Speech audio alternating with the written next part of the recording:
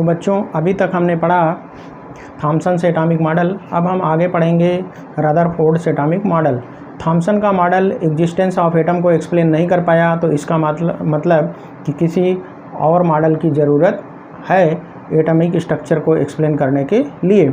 तो थॉमसन का रदरफोर्ड का एटॉमिक मॉडल पढ़ने से पहले रदरफोर्ड ने एक एल्फा स्कैटरिंग एक्सपेरिमेंट किया जो कि बहुत इंपॉर्टेंट है।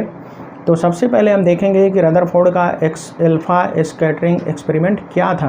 एल्फा स्कैटरिंग एक्सपेरिमेंट किया, उसके बाद उन्होंने जो ऑब्जर्वेशन देखे उससे कंक्लूजन निकाले, उस कंक्लूजन से अपना एटॉमिक मॉडल प्रस्तुत किया। तो आइए देखते हैं एल्फा स्कैटरिंग एक्सपेरिमेंट है क्या।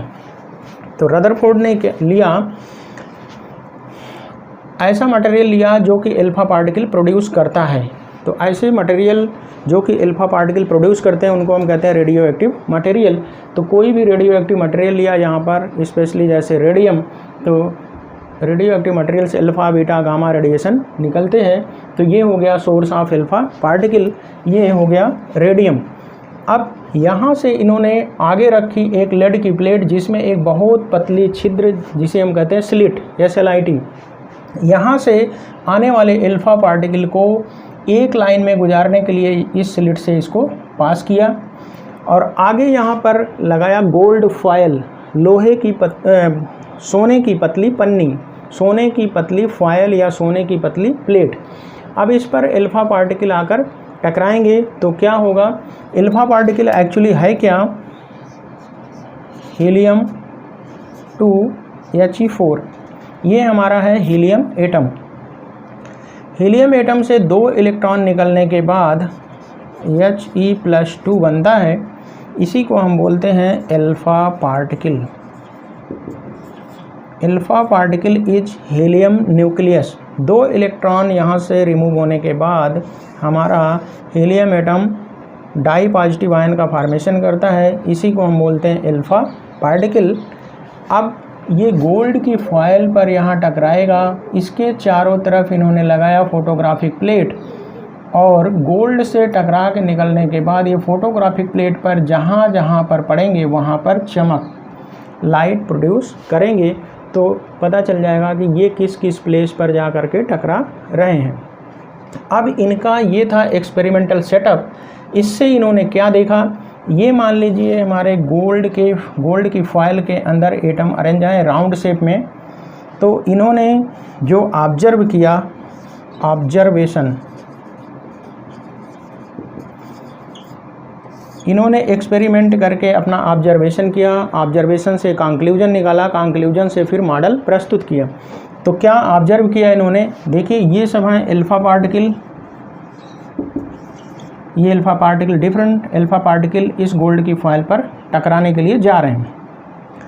देखिए मेजॉरिटी ऑफ एल्फा पार्टिकल ये सीधे बिना डेविएट हुए या बिना डिफ्लेक्ट हुए, अपने मार्ग को चेंज किए बिना सीधे निकल जा रहे हैं। Majority of alpha particles passed without showing any deflection, और कुछ एल्फा पार्टिकल एक्यूट एंगल से डेविएट हुए। ये देखिए इसका एक्चुअल पाथ है और ये इतना डेविएट हो गया तो ये बना एक्यूट एंगल। यहाँ पर भी देखिए ये बना एक्यूट एंगल। मान लीजिए हम इसको थीटा मान लें, तो ये इसका एक्चुअल पाथ था, यहाँ से इतना डेविएट हुआ तो ये हो गया एक्यूट एंगल। और majority of alpha particles passed without showing any deflection. A small number of particles showed deflection by making very small angles, or very few particles, near about 1 particle among 12,000 particle, 12,000 particle में एक particle लगभग ऐसा था जो कि जिस रास्ते से जा रहा था उसी रास्ते से रिटर्न बैक हुआ। तो इन्होंने 3 ऑब्जर्वेशन देखे। पहला observation, majority of alpha particles passed without showing any deflection. Number 2,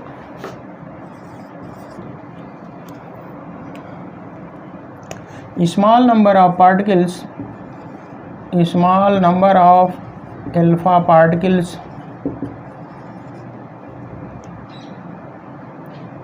showed acute angle deflection. मतलब बहुत थोड़ी मात्रा में पार्टिकल ऐसे थे जिन्होंने एक्यूट एंगल का डिफ्लेक्शन शो किया। Number 3, one alpha particle among 12,000 particles bounced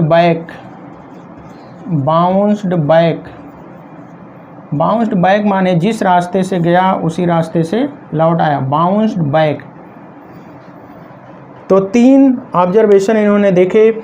majority of alpha particles pass without showing any deflection. Some particles showed acute angle deflection, and one among 12,000 particles bounced back by retracing its original path. मतलब जिस रास्ते से गया उसी रास्ते से लौट आया। अब इन्होंने इस ऑब्जर्वेशन से निकाले कंक्लूजन और उसके आधार पर अपना एटॉमिक मॉडल प्रस्तुत किया। तो आइए देखते हैं इनके ऑब्जर्वेशन के बाद इन्होंने क्या कंक्लूजन निकाले। तो बच्चों अब हम देखते हैं कंक्लूजन ऑफ रदरफोर्ड्स एक्सपेरिमेंट। तो पहला conclusion, maximum part of atom is hollow और एम्प्टी। इन्होंने देखा कि majority of alpha particle passes without showing any deflection, so it proves that maximum part of atom is hollow. चूँकि बहुत सारे alpha particle सीधे बिना डिफ्लेक्ट हुए पार हो गए एटम के, इसीलिए उसका मैक्सिमम पार्ट जो है खाली है या हॉलो है। Number 2, small angle deflection shows presence of heavy positively charged centre.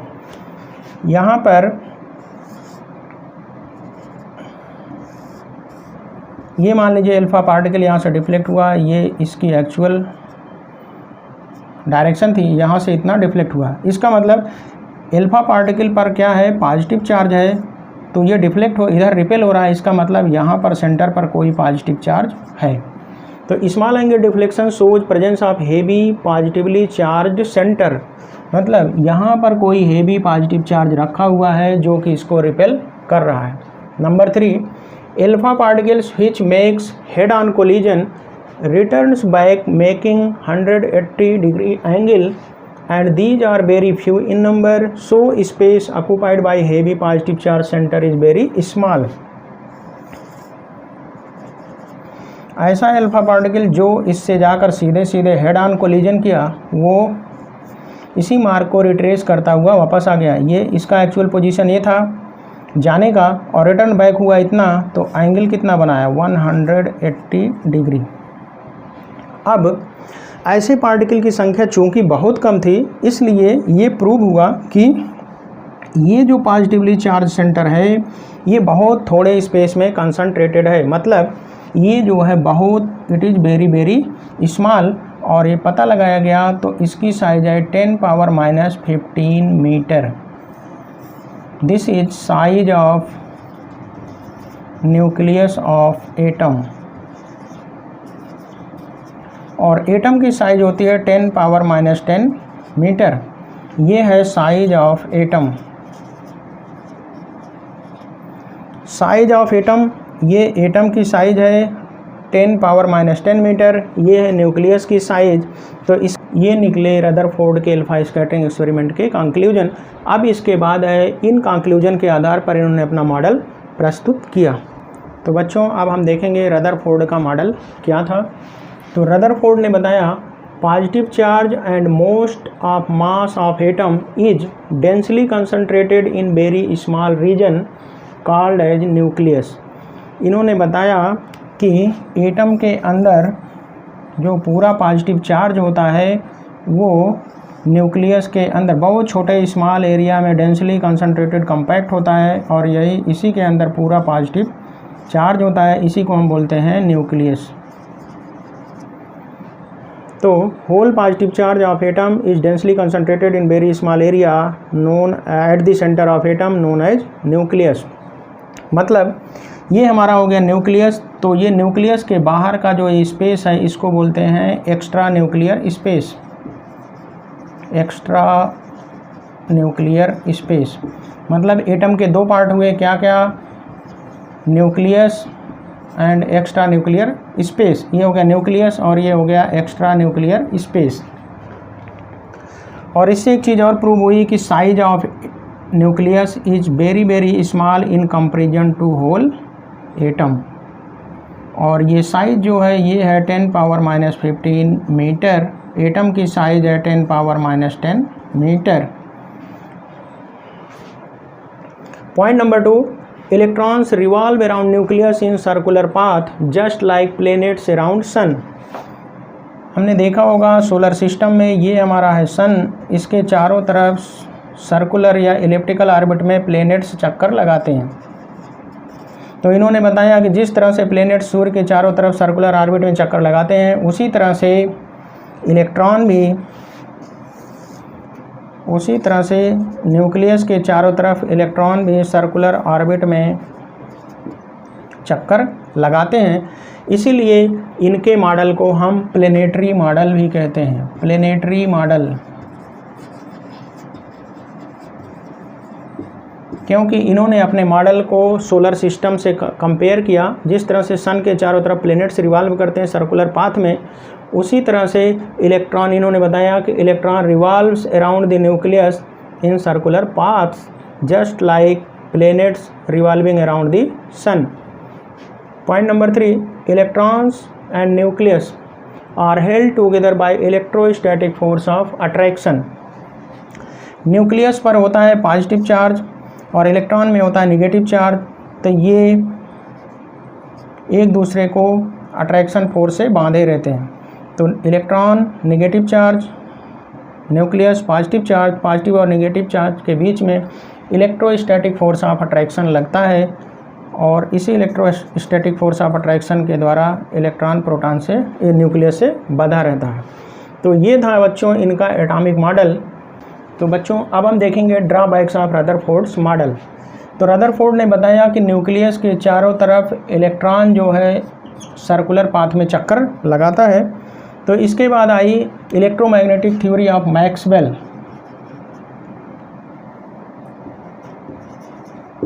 Maxwell's electromagnetic theory of radiation.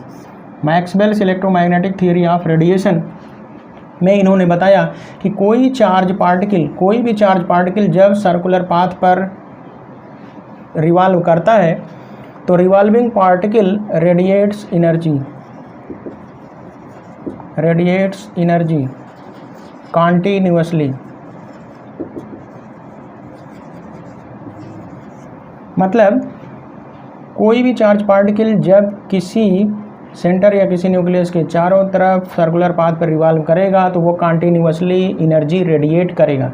जब एनर्जी रेडिएट करेगा तो इलेक्ट्रॉन घूमते घूमते धीरे धीरे इसकी एनर्जी कभी न कभी कम होगी। तो ये जो सर्कुलर पाथ पर घूम रहा है तो इसकी एनर्जी कम होगी, तो इसका पाथ ऐसे कम होता जाएगा और एक दिन आकर ये इलेक्ट्रॉन इसमें न्यूक्लियस में गिर जाएगा। अब जब इलेक्ट्रॉन न्यूक्लियस में नेगेटिवली चार्ज है, पॉजिटिव चार्ज से मिलेगा, गिर जाएगा, तो एटम का एग्जिस्टेंस ख़त्म हो जाएगा। एग्जिस्टेंस ऑफ एटम जो है ये डिस्ट्रॉय हो जाएगा। तो रदरफोर्ड का जो एटॉमिक मॉडल है वो एटम के एग्जिस्टेंस को एक्सप्लेन नहीं कर पाया। Unable to explain the existence of atom. क्यों? कोई भी चार्ज पार्टिकल लगातार जब सर्कुलर पाथ पे चलेगा तो लगातार एनर्जी रेडिएट करेगा, धीरे धीरे इसकी एनर्जी कम होगी तो इसकी ऑर्बिट धीरे धीरे छोटी होती जाएगी और स्पाइरल ऑर्बिट में जाते जाते ये न्यूक्लियस के अंदर गिर जाएगा और एटम ख़त्म हो जाएगा। तो Rutherford's model of atom was unable to explain the existence of atom. ये drawback number 1। Drawback number 2, Rutherford ने न्यूक्लियस के बाहर एक्स्ट्रा न्यूक्लियर स्पेस में इलेक्ट्रॉनों का अरेंजमेंट के बारे में कुछ नहीं बताया। Rutherford's model of atom doesn't say anything about distribution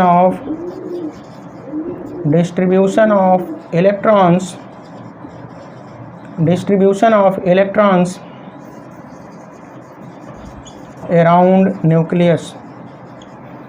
nucleus के चारों तरफ ये जो एक्स्ट्रा न्यूक्लियर स्पेस है उसमें इलेक्ट्रॉन किस तरह से डिस्ट्रीब्यूटेड रहते हैं, इसके बारे में रदरफोर्ड का मॉडल कुछ नहीं बता पाया। तो ये थे इनके ड्रॉबैक। इसका मतलब इससे भी ज़्यादा किसी सुपीरियर मॉडल की ज़रूरत थी।